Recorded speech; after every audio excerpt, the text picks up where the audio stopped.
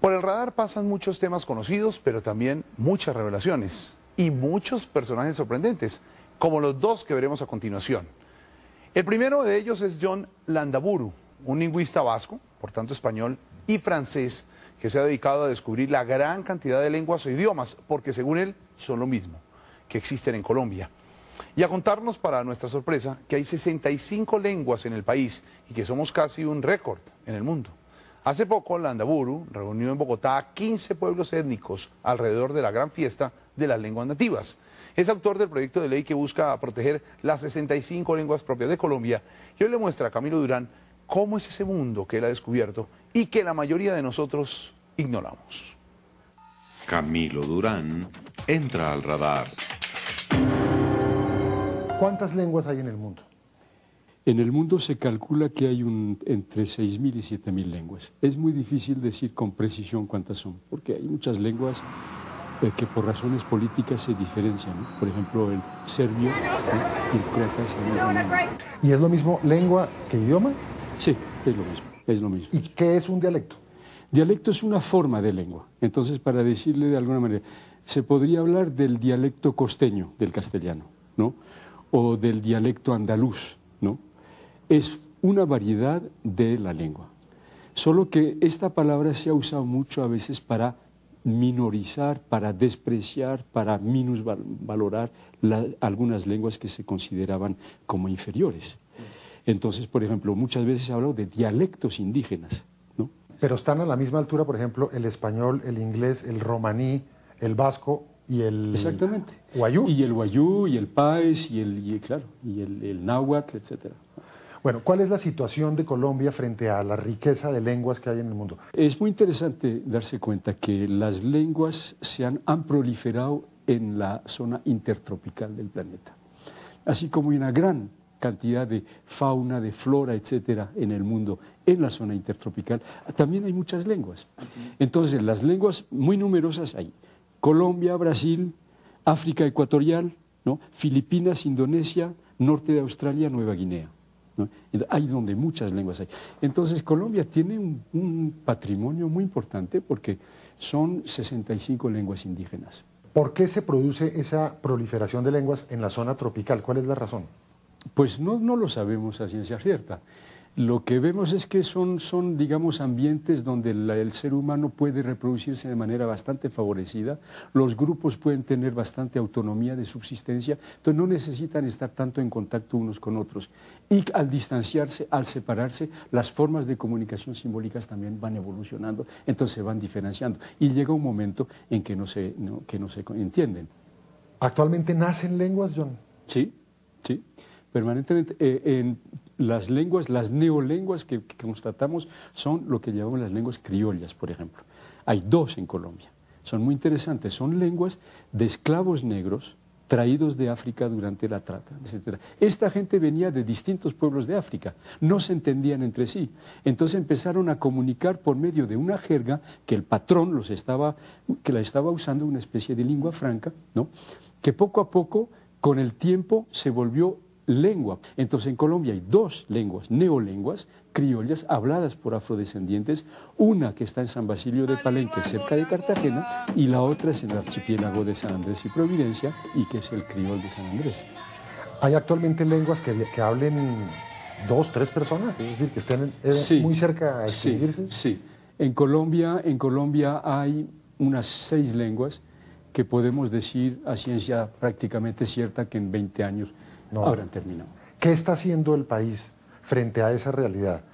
Bueno, usted sabe que salimos realmente de una época donde todas estas cosas eran despreciadas, eran consideradas como cosas de salvajes, como cosas sin ningún valor. En el mundo entero está cambiando la percepción hacia esto. Está cambiando, yo diría que por 2 razones. Una amenaza y el sentimiento de una injusticia.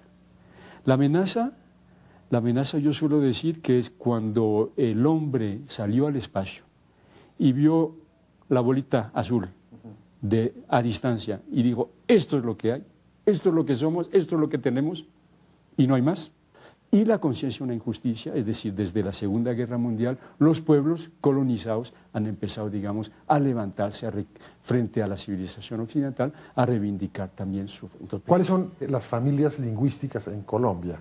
Colombia tiene 13 familias lingüísticas y 8 lenguas independientes, es decir, son 21 cepas, raíces distintas. Hay muchas cosas, muchos sentimientos que no tienen palabras en muchas lenguas. ¿Eso cómo lo manejan ustedes como lingüistas? Lo que pasa es que todos los idiomas articulan la realidad de manera distinta.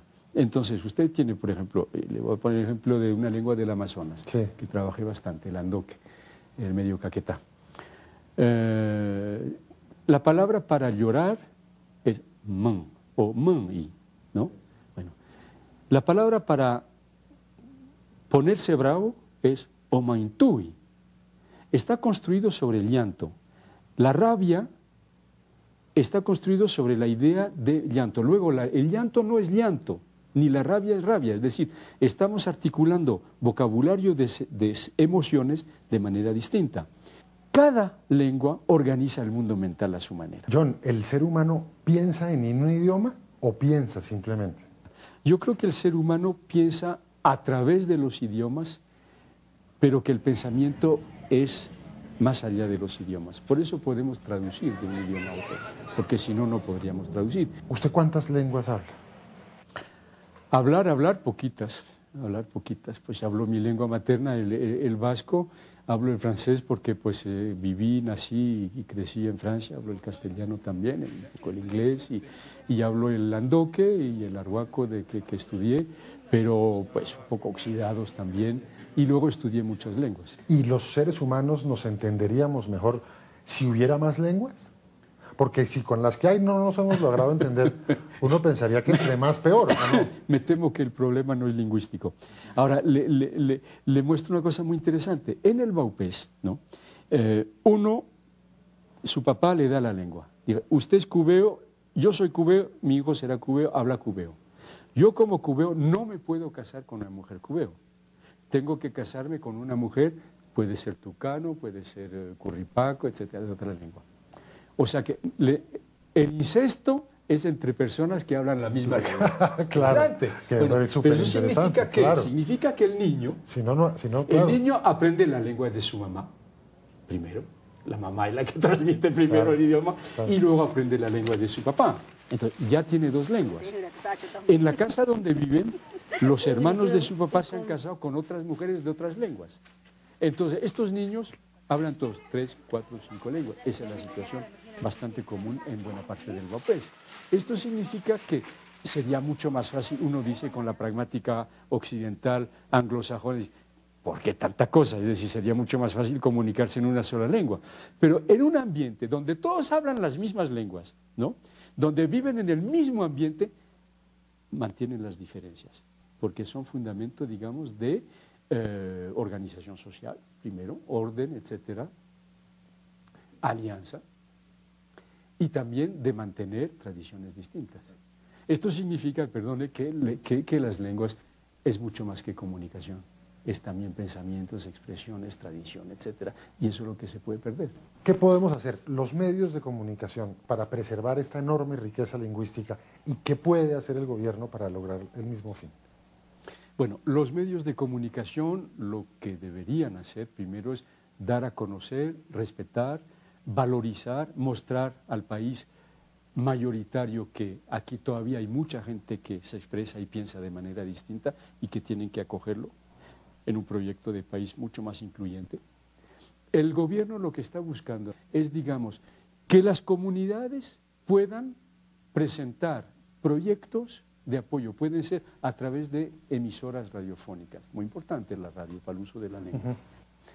Un mejor entendimiento de la posición de la lengua nativa en la escuela, que los maestros de los pequeños sean hablantes y no solamente sean hablantes, sino que sepan transmitir esta lengua, ¿no? El uso de los nombres de personas, que sea oficial, de los nombres de lugares, que haya reconocimiento en los ambientes urbanos que se crean traductores para apoyar a la gente cuando no sabe comunicarse en la relación con la justicia, con la salud, con la administración. John, pues ha sido un verdadero privilegio y un gran honor poder conversar con usted y le agradezco por haber estudiado y por haber dedicado toda su vida a cuidar un patrimonio que, pues, por supuesto es nuestro, pero también es de todos los colombianos. Muchas gracias y buenas noches. Bueno, ok. Toda una revelación esta entrevista con el profesor Landaburu.